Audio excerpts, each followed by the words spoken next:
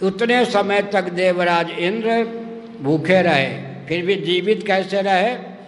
वहाँ लिखा है कि नारायण कवच, विश्वरूप के द्वारा प्रदत्त नारायण कवच, वैष्णवी विद्या जो उनके जीवन में प्रतिष्ठित थी, उसके बल पर उतने समय तक भूखे रहने पर भी देवराज इंद्र जीवित रहे। और सुन लीजिए, वृत्रासुर के दोनों भुजदंड कट गए थे। उसने नीचे के ओठ को यूँ किया, ऊपर यूँ किया, ऐरावत हाथी इंद्र और इंद्र के हाथ में वज्र, सबको निगल लिया। वहाँ भी 1 वर्ष तक देवराज इंद्र कहाँ बने रहे? पेट में, वृत्रासुर के पेट में। अब हाथी भी जीवित रह गया और देवराज इंद्र भी जीवित रह गए और वज्र के द्वारा उसके पेट को काट करके बाहर आए। तो वहाँ लिखा है 1 वर्ष तक वृत्रासुर के पेट में ऐरावत हाथी के सहित देवराज इंद्र बने रहे, फिर भी जीवित कैसे रहे?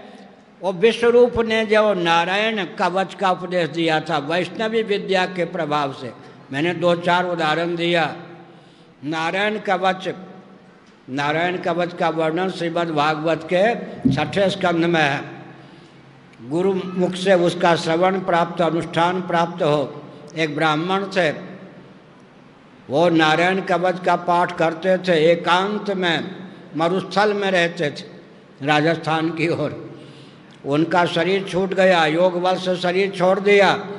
कोई दाह संस्कार करने वाला, अस्थि विसर्जन करने वाला था नहीं। एक गंधर्वराज चित्रसेन यान से जा रहे थे।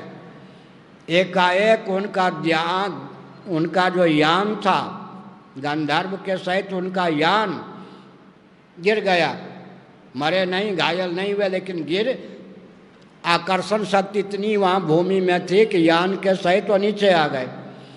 फिर विचार किया कि ये क्या हुआ, मेरा यान नीचे क्यों आकृष्ट हो गया?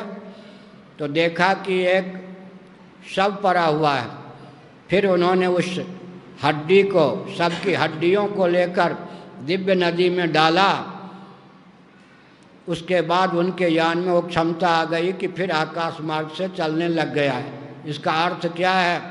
व्यक्ति के शरीर जब शव के रूप में परिणत हो जाते हैं तो भजन के प्रभाव से भजन करने वाले के शरीर का भी बहुत महत्व होता है।